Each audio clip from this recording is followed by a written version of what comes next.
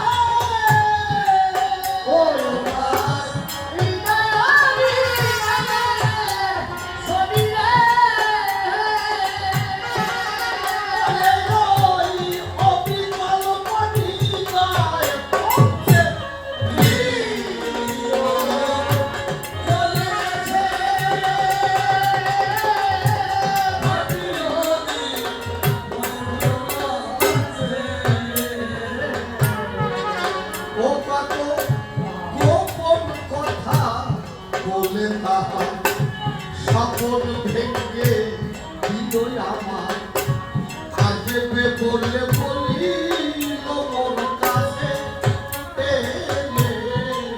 ওই আমি কিয়া দেখি নদীর কুলে মটর লঞ্চি আসে কুলে বুঝি তুই আমার কথা ভুলে গেছে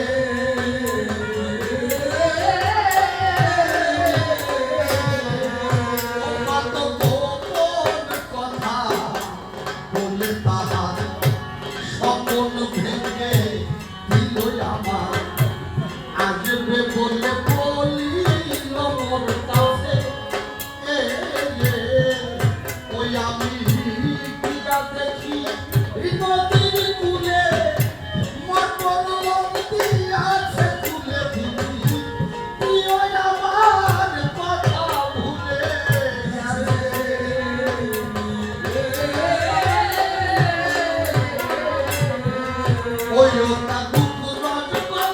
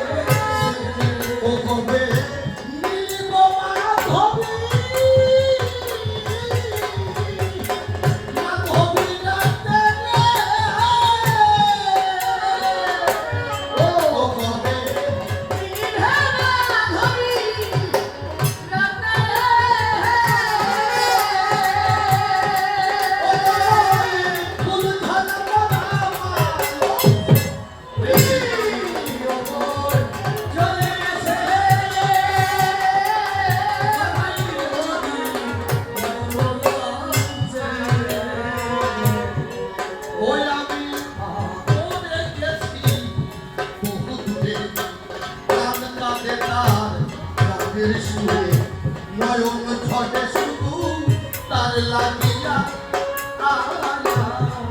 ও কবে আসিবে সেই মধুর মিশি মধুর সাথে তবু মিশি আমার কত মিশি কি আছে দাঁড়িয়া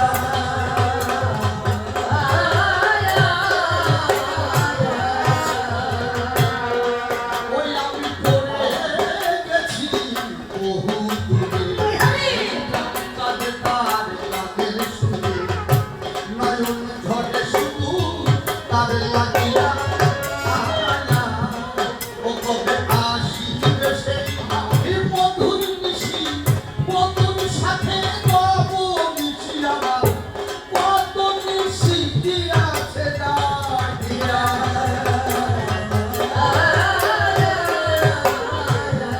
ও মানে না পেয়ে কি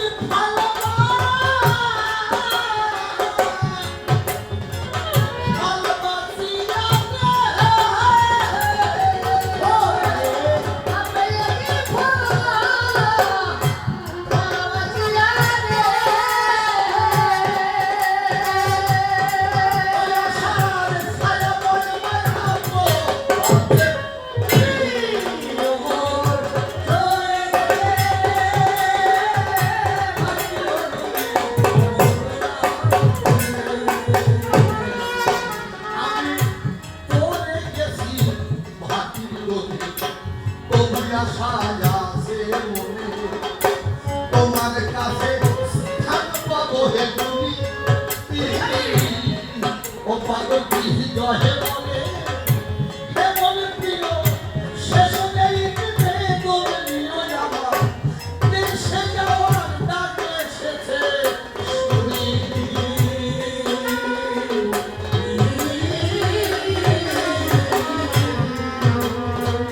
আর পরে গেছি হাতির কোলে তবু আশা আছে মনে তোমার কাছে স্থান পাবো হে তুমি ও পাগল হৃদয়ে বলে হে মনে প্রিয় শেষে নেই বেদনে নিও আমার দেশে যাওয়ার ডাক এসেছে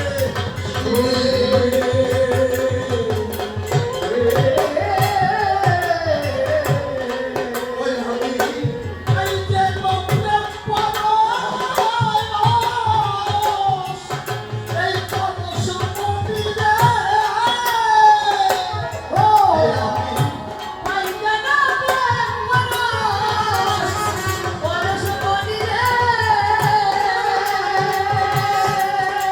দিন পঞ্চমী অভিনে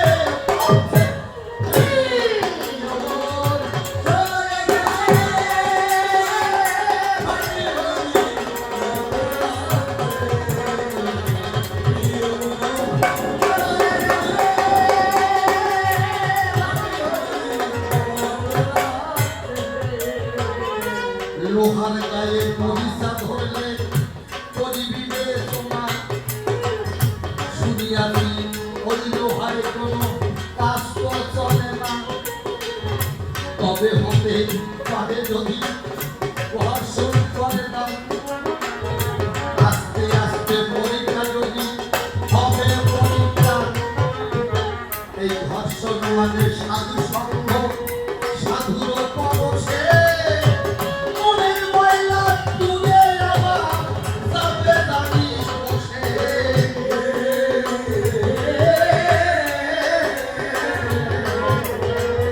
পরশ নদীকে স্পর্শে যেমন লোহা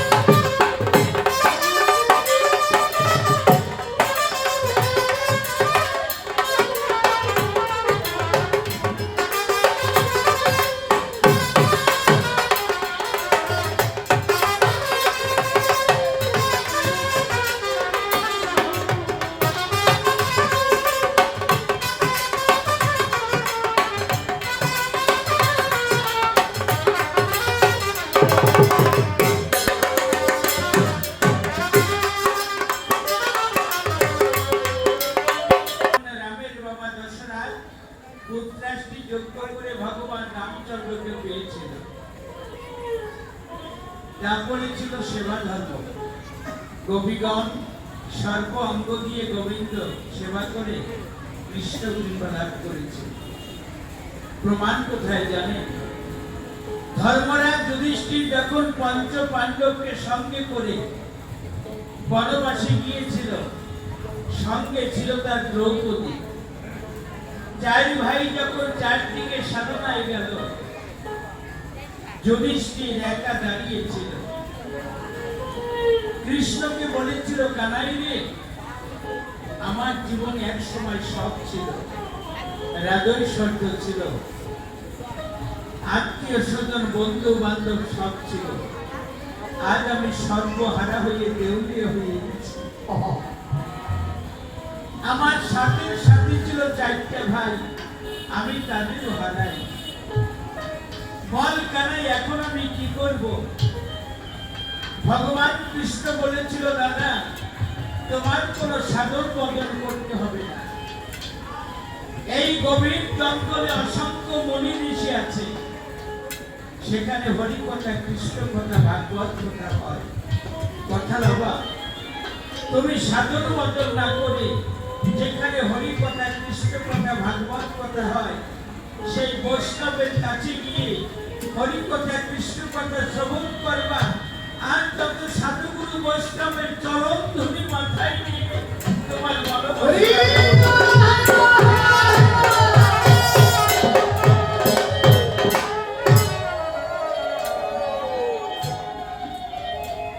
আর কলিকালের ধর্ম হচ্ছে না। তাই গৌরাঙ্গ সুন্দর এসেই বলল, হরে নাম, হরে নাম, হরে নাম। এই বলো নাস্তব নাস্তব নাস্তব গতির কথা। কলিকালে হরিনাম তাই আমি ভূমিকায় যাবার আগে আমি বিজয়বাবুর একখানা গান শুনলাই। হরে কৃষ্ণ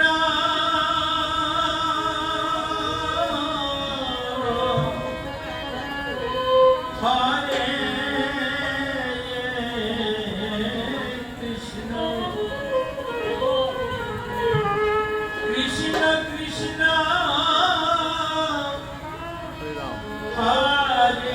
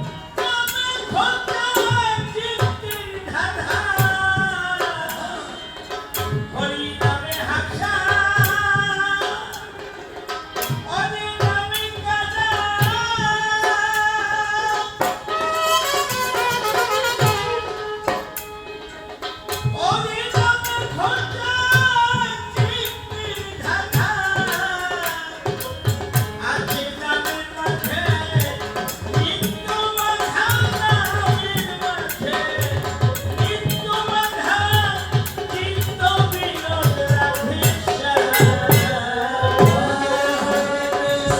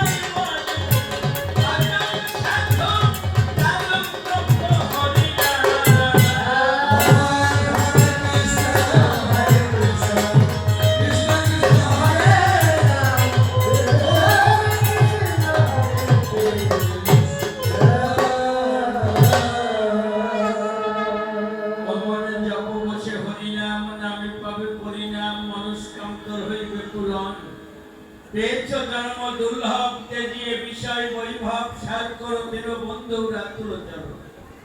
৮০ লক্ষ জন্ম পরে এসেছে মানবের ঘরে, প্রেম বাজারে যেতে যদি বাসনা, সকল কিছু গিয়ে ভুলে প্রেম সুরে বাহু তুলে দিবারাত্র করো উপাসনা। অমন যাদের ভাবলি প্রিয়জন, পুত্র কন্যা পরিজন, এদের চলার পথে শুধু পরিচয়, আসবে যেদিন কাল সমন, ভাগবে সোনালি সকল রঙ্গমঞ্চের মতো অভিনয়। তাই বলিমন সকাল সকাল চিত্ত করো সম্পর্কের জাল, দেহ তুলি কান্দারি করো সার, এদিন মন ভবের হাতে জীবন্ত বিবস্ত পাটে ভবনদী কেমন হবে পার। মনে শিক্ষা করে সেই বক্তব্য করিব প্রবেশ, সবিশেষ যারা এবার আত্মনিবেদন। কবিগান শ্রবণের তরে আছেন যত রানী নরী, হিন্দু মুসলমান একত্তরে প্রকৃতি ভক্ত ভক্তার পদনা ধরে আমার বিনম্র শ্রদ্ধাঞ্জলি করিলাম জ্ঞাপন। সাধুগুরু বৈষ্ণবে একে একে প্রণাম করে সকল আত্মীপদ পল্লবে, ভক্ত সবে আশীর্বাদ করবেন দান। ভক্ত আশীর্বাদ নিয়ে মাটি দাঁড়িয়ে উঠল সভাতে, ভক্তের করুণাতে হবে আজকের কবিতা। লক্ষ্মীরানী সরকার হতভাগার গান শুনে ১০০ টাকা দান করেছে। আমি ঠাকুরের কাছে তার সার্বিক কল্যাণ প্রার্থনা করি, তার জন্য কৃষ্ণ ভক্তি লাভ হয়, অন্তিমে যেন গোবিন্দ পাদপদ্মে আশ্রয় পাই নিবেদন রাখছি। নীলাভ থাকবে সর্বজন পদে করে নিবেদন। আজকে হবে শ্বশুর দেওয়ার আলাপন সম্পর্কে, কিন্তু তুমি আমার শ্বশুর মশাই, উত্তেত শ্বশুর বলভদ্র মহাশয়। তিনি এসে আসনে আমার গৌরাঙ্গ সুন্দর করে ৪ থেকে ৫খানা প্রশ্ন করে, কেনি নি করে বসে বসে সবল করবেন তাই।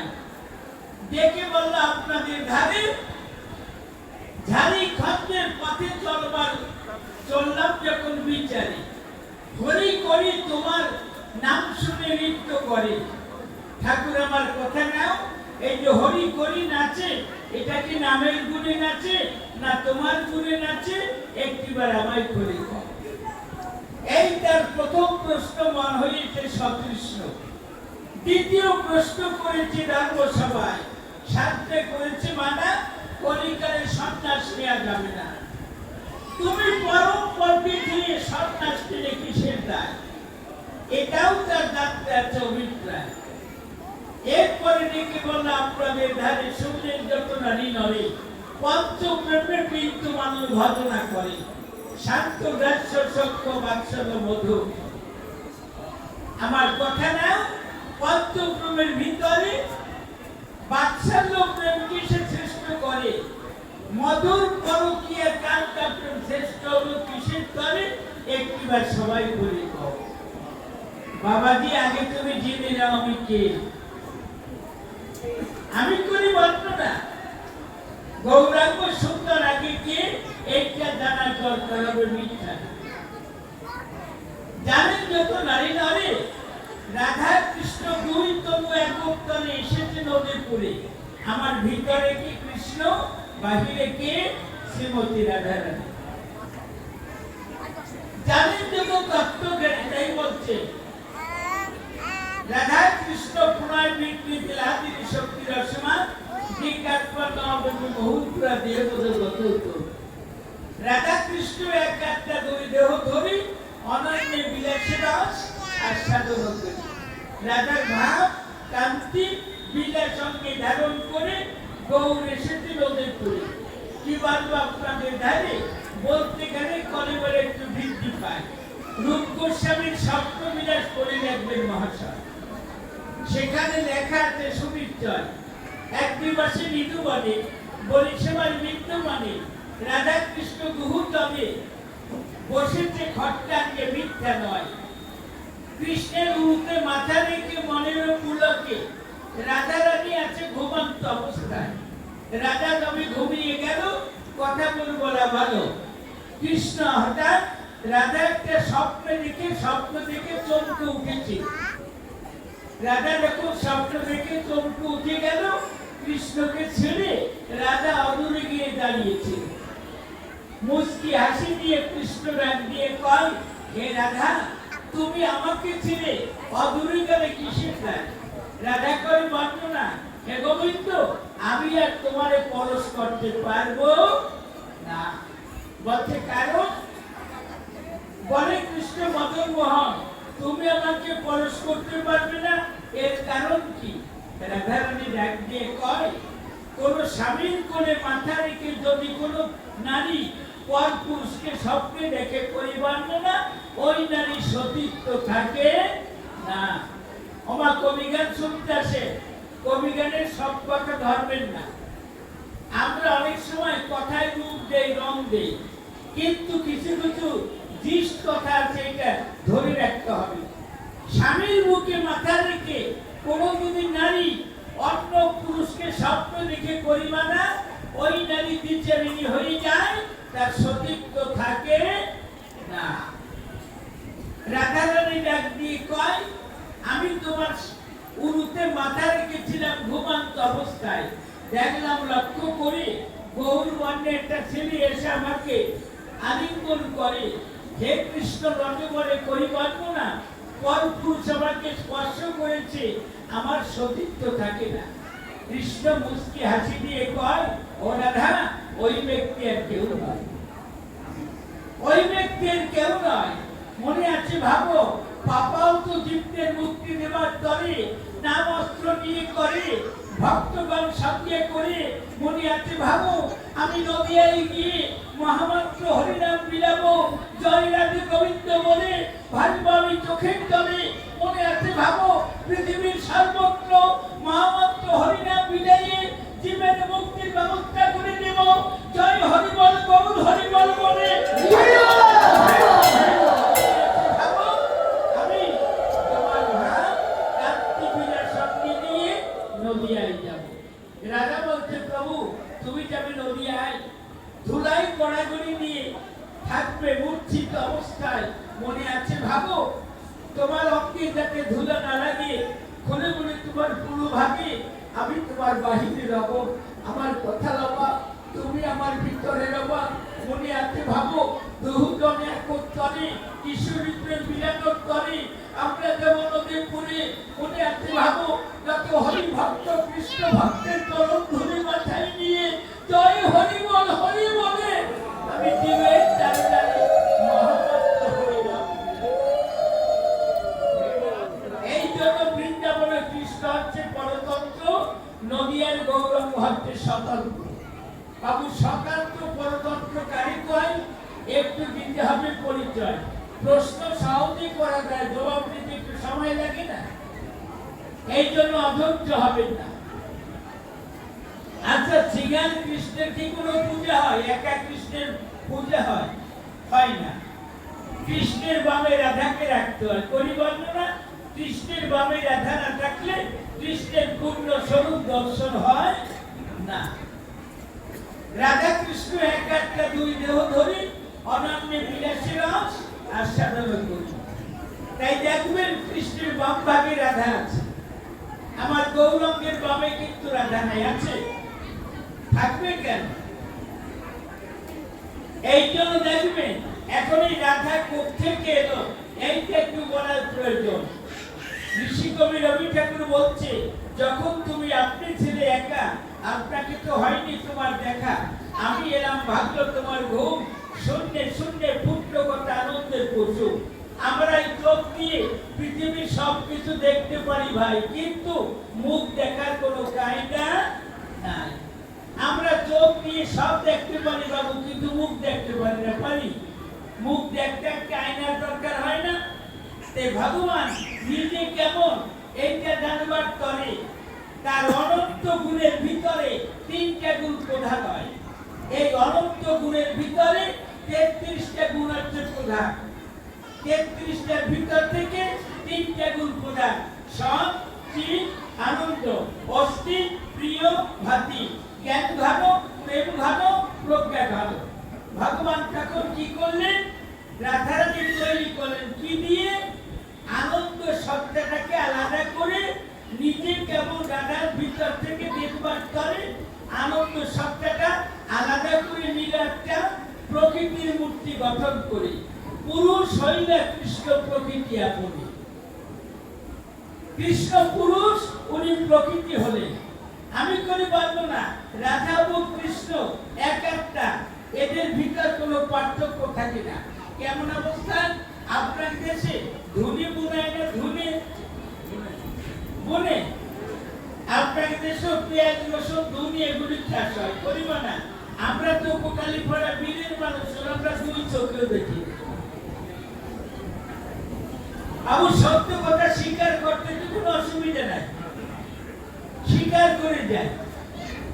দেখবেন ধুনি যদি আস্তা বলি 1 টাকা হয়, যদি ফাটাই কেউ বলে কয় টাকা হয়? 2। তাহলে তদ্রূপ অবস্থায় রাধা কৃষ্ণ একাত্মা দুই দেহ ধরি অনন্যে বিলাসী রস আস্বাদন করি। যখন রাধাকে গড়াইতে গেল, রাধার ভিতরে শক্তি একটু বেশি পড়ে গেল। রাধার ভিতরে গেল 19টা গুণ, কৃষ্ণের ভিতরে থাকতো কয়টা গুণ? 14টা। তাই দেখবেন সুখ শান্তি শ্লোক করে দেখবেন। সুখ বলে আমার কৃষ্ণ গিরি ধরেছিল, শাড়ি বলে আমার রাধা শক্তি সত্তরিল নইলে পারবে কেনে। সুখ বলে আমার কৃষ্ণের চূড়ে বামে হারে, শাড়ি বলে আমার রাধা চরণ পাবে বলে চূড়া চাই তো হারে। সুখ বলে আমার কৃষ্ণ কদম তলায় খানা, শাড়ি বলে আমার রাধা করে আনা গুনা নইলে আর যেত না। সুখ বলে আমার কৃষ্ণ মদন মোহন, শাড়ি বলে আমার রাধা পাবে যতক্ষণ নইলে শুধুই মদন গল্প দেবন।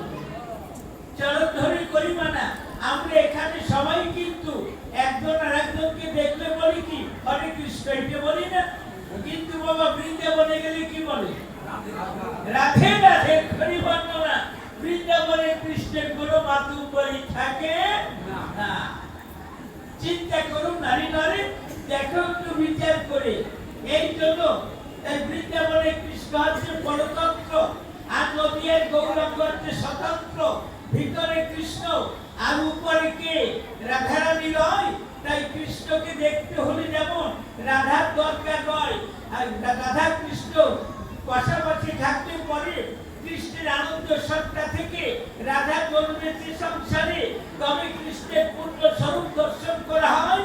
আর আমার গৌরাঙ্গকে দর্শন করলে একাধারে রাধা কৃষ্ণের যুগল মূর্তি দর্শন করা।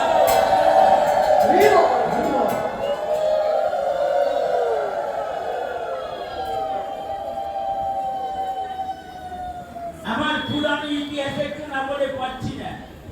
আমার বড় ভদ্র কিছু বলে গেছে। আমাদের পূর্বপুরুষ ছিল সিলেট জেলায় ঢাকা দক্ষিণ, ওখানে আমার ঠাকুরমা ছিল। ঠাকুরমা এক দিবসে স্বপ্ন দেখে ঘুরে ঘুরে শোবার বাকি। ঠাকুরমা রাতের বেলায় স্বপ্ন দেখতে পায়, যিনি কৃষ্ণ রসময়। আর আমার ঠাকুরমার কাছে এসে কয়, ও ঠাকুরমা, আমার কথা রবা, আমার বাবাকে মাকে নদীয়ে পাঠিয়ে দেবা। মনে আছে ভাবো, আমি তোমার নাতি ছেলে হয়ে জন্ম নিব। সকালবেলা হলে পরে আমার মা বলেছে, আমার মায়ের ঠাকুরমা বলেছে, আমি রাতের বেলা স্বপ্ন দেখতে পাই, শিয়রে দাঁড়িয়ে কৃষ্ণ রসময়। এসে ঠাকুরমারে কয়, ঠাকুরমা, আমার কথা রবা, আমার মা এবং বাবাকে নবদ্বীপে পাঠিয়ে দেবা। মনে আছে ভাবো, আমি তোমার নাতি হয়ে জন্ম লভিব। রজনী প্রভাত হলে পরে আমার মা বলল আমার বাবার ধারে, পোকারে আমার কথা রবি, বৌমাকে নিয়ে শ্রীহট্টে না থেকে তুই নদিয়ায় যাবি। তুই একটা পুত্র সত্তার পাবি, তোর পরে রইল দাবি। আমি বললাম, দেখেছো না, আমি তো বৃদ্ধা হয়ে গেছি, নাতি ছেলেকে দেখতে দিতে পারবো না। নাতিটা বড় হলে আমার কাছে পাঠিয়ে দিই। কিন্তু কে জন্মেছে, কে আসবে, এইটা কিন্তু সমাজে বলে না। জানেন যত নারী নরে, আমি যখন লক্ষ্মীপ্রিয়াকে বিয়ে করে প্রবেশ করেছিলাম বাংলার পরে, এখান থেকে বদরায় চলে শ্রীহট্টে যখন দিলাম সব গিয়ে দেখে আমার দিদিমা করেছে প্রৌত, চোখের জলে বক্ষটা প্লাবিত করে। আর বলে, হে কৃষ্ণ গোবিন্দ রে, তুমি এসেছো করুণা করে, নাতি ছেলে হয়ে জন্ম নিয়েছ আমার ঘরে, হয়তো এ জীবনে তার দর্শন আমার হবে না। কৃষ্ণ বলে কান্না করে, কি বলবো আপনাদের ধারে। এমন সময় আমি যখন গেলাম ঠাকুরমার ধারে, প্রণাম দিয়ে গাড়ি দেখা পাই, দাঁড়িয়েছিলাম সম্মুখ করে বৃদ্ধা নয়। বৃদ্ধা আমার দিক তাকিয়ে বলে, হে নবীন কিশোর, তুমি কে? দাও তোমার আত্মপরিচয়। আমি বললাম, ঠাকুরমা, আমি তোমার নাতি ছেলে। খুলে বলি, তোমার চরণ বলে আমাকে গৌরাঙ্গ বলে সকলে গায়। আমার ঠাকুরমা করে মানা, আমি রজনীর অন্ধকারে দেখেছিলাম কৃষ্ণের স্বপ্ন ঘরে। তুমি যদি সেই কৃষ্ণ হও অবধি পরে, আমার কথাটাও গৌর উপমান ভালো লাগে না। আমি করি বর্ণনা, একবার তুমি কৃষ্ণ রূপ হয়ে আমার সম্মুখে দাঁড়াও। ঠাকুরমার মনোবাসনা পূর্ণ করবার তরে মহাপ্রভু তখন কি করে? গৌর ত্যাগ করে কৃষ্ণ রূপে সমাজের সম্মুখে দাঁড়ালো। ভক্ত ভগবানের মিলন হলো। মর্তে একবার হরি হরি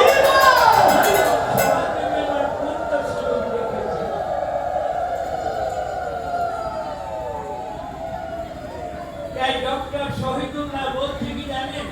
প্রেম পৃথিবীতে একবার মূর্তিমান্ত হয়ে এসেছিল, সে আমার গৌরাঙ্গ সুন্দর।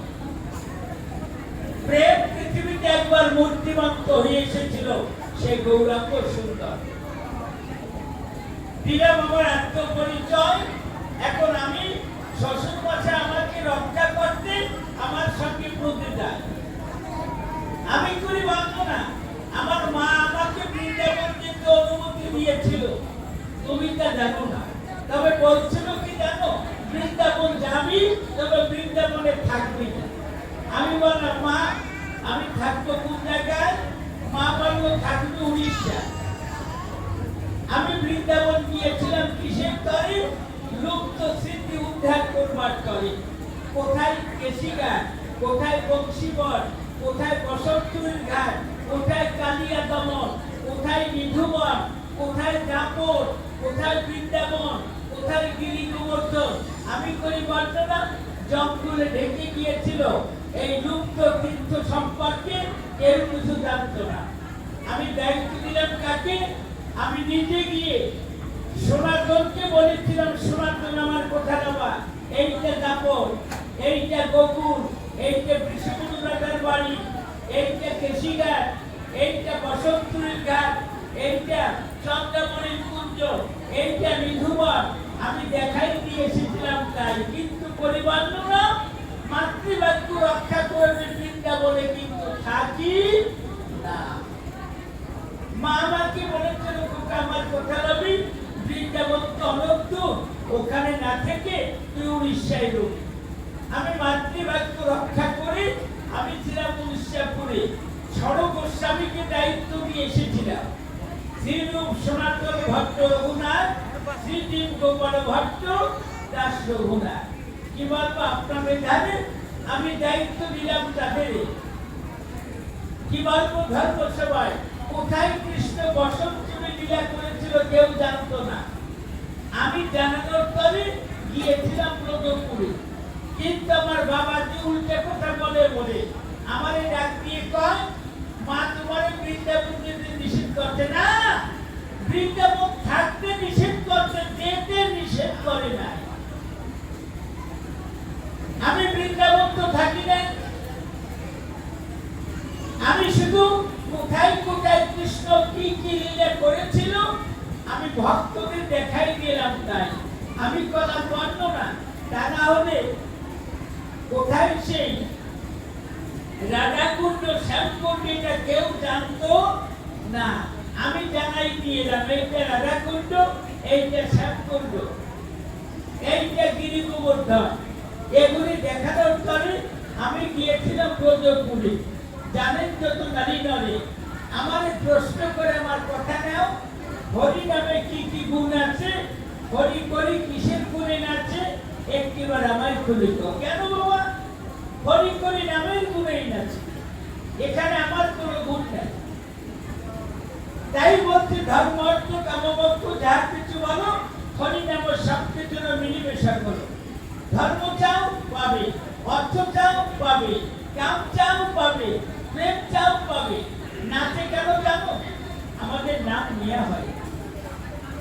এই বাস্তব সত্যি। আমরা হরিনাম কৃষ্ণ নাম নেই, কিন্তু আমাদের নেওয়া হয়। চিন্তা করুন নারী নারী, যত প্রেমী জন্মিতে সংসারে এক মহাপ্রাণ থেকে এসেছি। ভগবান যখন বলল এক ওই বহুশ্যাম, আমি একা আছি, বহুত্বে বিকাশ হব। কিন্তু এই সত্য পরিচয়, সমস্ত প্রাণীর ভিতর সেই মহাপ্রাণ আছে সূক্ষ্ম অবস্থায়। মানুষ যদি সেই মহাপ্রাণে যুক্ত হয়ে সত্য কথা বুঝাই করে যদি মহামন্ত্র হরিনাম উচ্চারণ করতে পারে, হায় জানেন যত নারী নরে চোখের জল দিলে নামের ভিতরে নামি এসে মূর্তিমত্ত হয় হৃদ মন্দিরে। নামি যখন হৃদ মন্দিরে মূর্তিমত্ত হয়, তখন হরিনাম দিলে পরে তাই রাধা গোবিন্দ বলে বলে বলে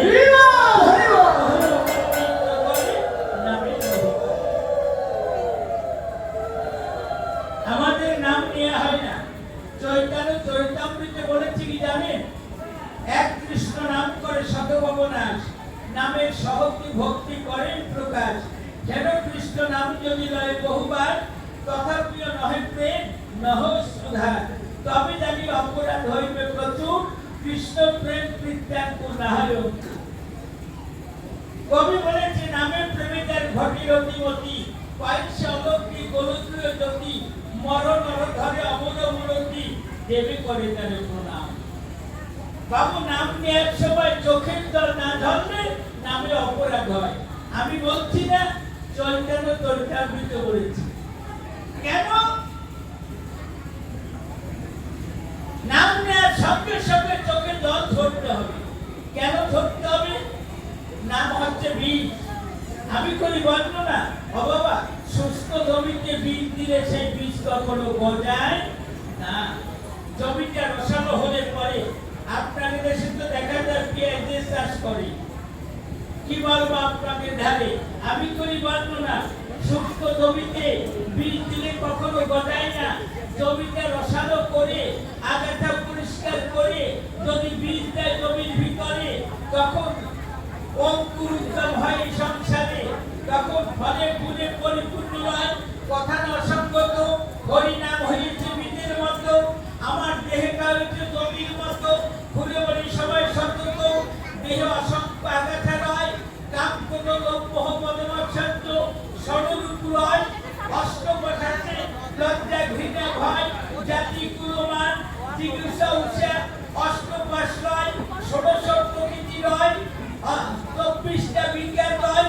দেহের বিজ্ঞান পরিত্যাগ করে আগাছা পরিষ্কার করে জমিতে বীজ দিলে পরে যেমন বীজ গজায়, জমি যদি রসালো হয় তবে গাছ গজায়। কর্ম যদি প্রেম রসে সিক্ত করে মহামন্ত্র হরিনামকেও দিতে পারে। নাম তখন তাকে নারী, নামের মাঝখানে নামে এসে দেয় দর্শন। সকল কিছু বলি হরি, মুখে বলে হরি হরি, নামের মধ্যে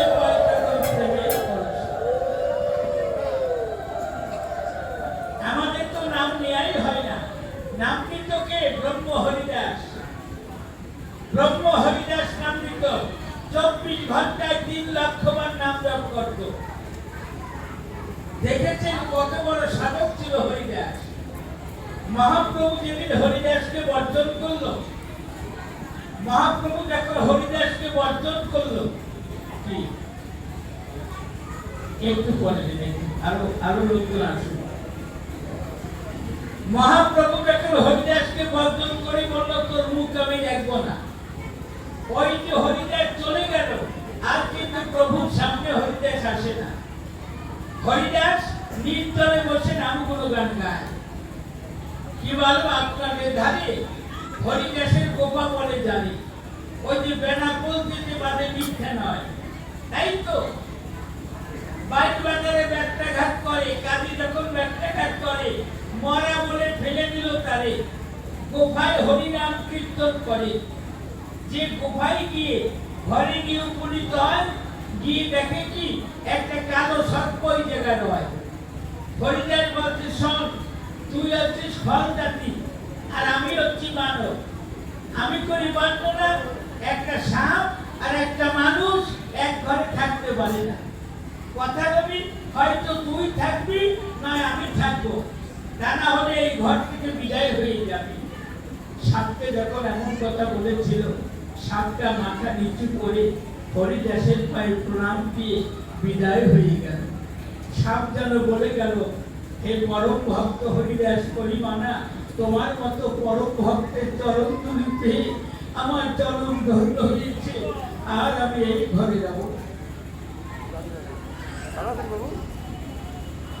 রামচন্দ্র মহাদুষ্ট হরিদাসের ভজন করতে নষ্ট, লক্ষ হীরাকে রাতের বেলা পাঠিয়ে দেয়। লক্ষ হীরা কারে কয়? যার কাছে যেতে হলে প্রতি রাতে 1 লক্ষ টাকা লাগে, তারে লক্ষ হীরা কয়। অত্যন্ত রূপবতী মেয়ে ছিল, কথা মোর বলা ভালো। হরিদাসের ভজন নষ্ট করবার পরে নানান শব্দে সজ্জিত হয়ে এলো হরিদাসের গাড়ি। হরিদাস পায়ে নুপুর দেয়, গলায় সোনার হার দিল, পায়ে মল দিয়েছিল, পায়ে নুপুর দেয়, দেশত্ব পরিচয়, অপরূপ বেশে সজ্জিত হয়ে লক্ষ হীরা যখন কাছে এসে হরিদাসের সামনে দাঁড়ায়, এক পলক দর্শন করে হরিদাস ভাবে অন্তরে, হে গোবিন্দ, আমি পল্লাম করবি কারে, আমার কথা লইও আমি যেন উত্তীর্ণ হতে পারি, তুমি তার ব্যবস্থা করে দিও। লক্ষ হীরাকে প্রণাম দিয়ে হরিদাস কয়, হে লক্ষ হীরা, তুমি এখানে কেন এলে বলো আমায়। লক্ষ হীরা ডাক দিয়ে কয়, হরিদাস, শুনেছি সাধুর কাছে দিয়ে যাহা চায় তাই পায়। হরিদাস বলে, কি চাও বলো আমায়। ওরা গেল উঠায়,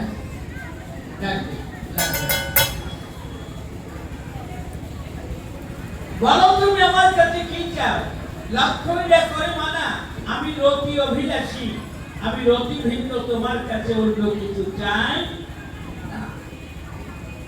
লক্ষ হীরা ডাক দিয়ে কয়, আমি রতি দেব তোমায়, তবে মনে করলাম বিবেচনা, আমার 3 লক্ষবার নাম জপ শেষ না হওয়া পর্যন্ত তোমার আমি রতি দেব না।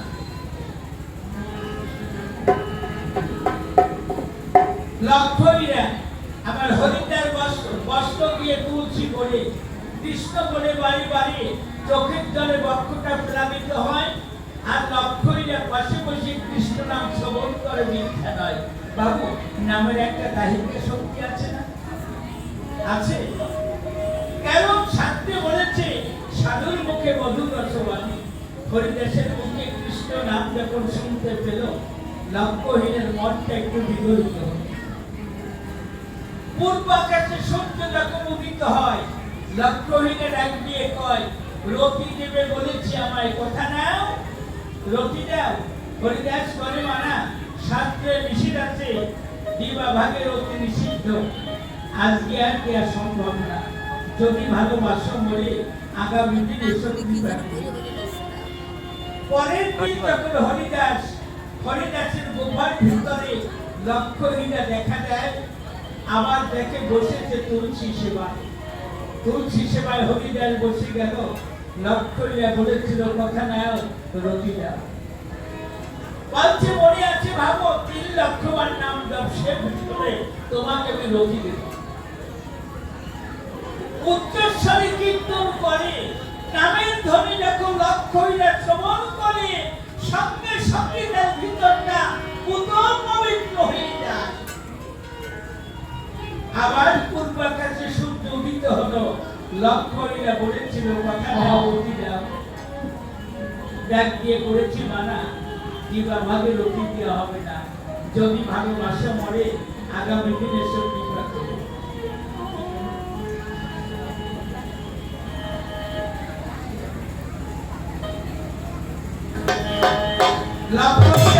লক্ষ হীরা চিন্তা করে অন্তরে, সাধুকে ভুলানোর তরে কত অলঙ্কার দিয়েছে অঙ্গ করে। মনে করলাম বিবেচনা, এভাবে সাধুকে ভুলানো যাবে না।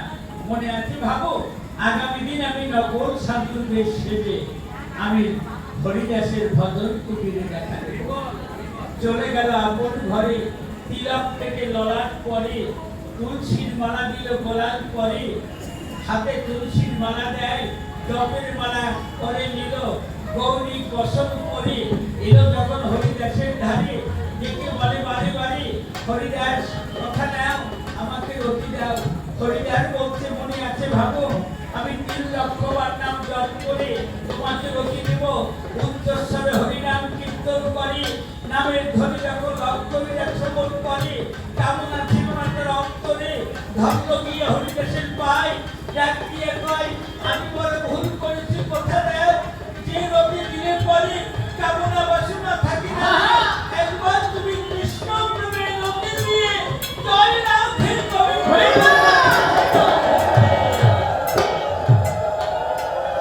হরিদাস তাকে বলেছে, মনে আছে ভাবে এইবার তুমি রতি দেব। ওরে রতি ক্রিয়া করতে সিদ্ধি করতে হয়,